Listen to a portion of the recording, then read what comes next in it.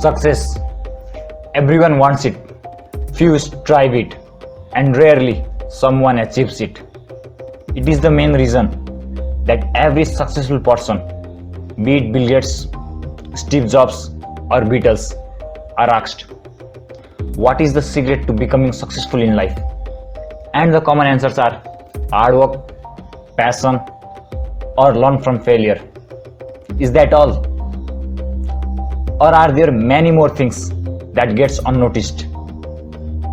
In the book Outliers, the author examines the nature of success using various success stories as case studies. The author begins by exploring what we tend to think about particularly successful people, famous athletes, multi-millionaires, Nobel Prize winners, or titans of business, for example. He notes that we tend to believe in the predominance of individual merit. We believe people are unusually successful because they are unusually gifted. They possess innate talent, drive, and determination, and they are rewarded with great success. Outlier refers to a person or a thing situated away from or detached from the main body or system. When a person gets success, there are many reasons that we may notice or we are aware of his existence, like his ability, persistence, focus, or concentration. But there are many other factors that we may not notice, but had played a huge role as much as above mentioned factors. These factors, according to author, are divided into two parts: opportunity and legacy. Firstly, the author talks about Canada's hockey team. The author finds a weird start when looking at the birth of players. Most of them had a birth date in between January and March. He searched for the reason and concludes, in Canada, the eligibility cutoff for age class hockey is January 1. A boy who turns 10 on January 2 then could be playing alongside someone who doesn't turn 10 until the end of the year.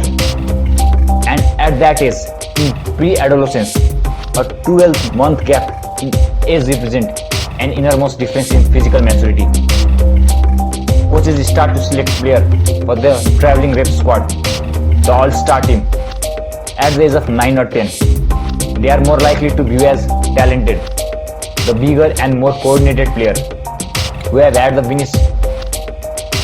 benefit of critical extra month of maturity. And what happens when a player gets chosen for a rep squad? He gets better coaching and his teammates are better, and he plays 50 or 75 games a season instead of 20 games like those left behind in the house league, and he practices twice as much as or even 3 times more than he would have otherwise. In the beginning, his advantage isn't so much that he is inherently better, but only that he is a little older.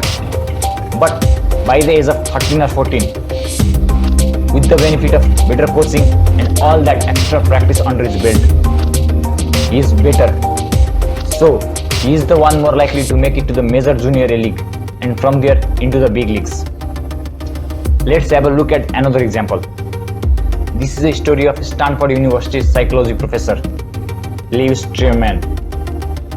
In 1921, Truman decides to make the study of the gifted his life work.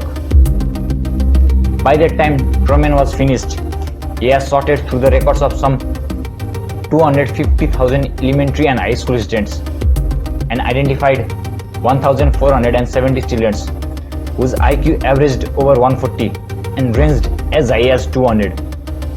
For the rest of his life, Truman watched over his charges like a mother hen. They were tracked and tested, measured and analyzed. Truman thought that they were going to be the elites of the future, but his guess was wrong. They tended to earn good incomes, but not that good. The majority had careers that could only be considered ordinary, and a surprising number ended up with careers that even Truman considered failures. Nor were there any Nobel Prize winners in his exhaustively selected group of genius. But why? The main reason for it was the opportunities that they got. Being successful requires a lot of effort, persistence and hard work. but also opportunities have a huge role in it. Let us understand it by another example. The 10,000 hours rule. Beat Beatles, Bill Joy, and even Bill Gates. Bill Gates was presented with an even more extraordinary series of opportunities than other programmers at that time. Opportunity number 1. Gates got sent to Lakeside. How many high schools in the world has access to a time-sharing terminal in 1968? Opportunity number 2. The mothers of Lakeside had enough money to pay for school's computer fees. Number 3. When that money ran out, one of the parents happened to work at C-Cube, which happened to need someone to check its code on a weekend, and which also happened not to care if the weekend turned into weeknights. Number 4. Gates just happened to find about ISI, and ISI just happened to need someone to work on its payroll software. Number 5. Gates happened to live within walking distance of the University of Washington. Number 6. The university happened to have free computer time between 3 and 6 in the morning. Number 7. TRW happened to call Bud Pembroke. Number 8. Best programmers Pembroke knew, but that particular problem happened to be 2 high school kids. Number 9. Lakeside was willing to let those kids spend their spring terms miles away writing code. Bill Gates was very lucky, but that doesn't mean he is not brilliant or an extraordinary entrepreneur. It just means he had an incredible good fortune. It was to be at Lakeside in 1968. Now let's talk about legacy. Cultural legacy are powerful forces. They have deep roots and long lives. They persist generation after generation. It is the reason why Asians are good at mathematics. In short, the ability of a person always plays a huge role in their success, but opportunity and legacy also have an equal role to play.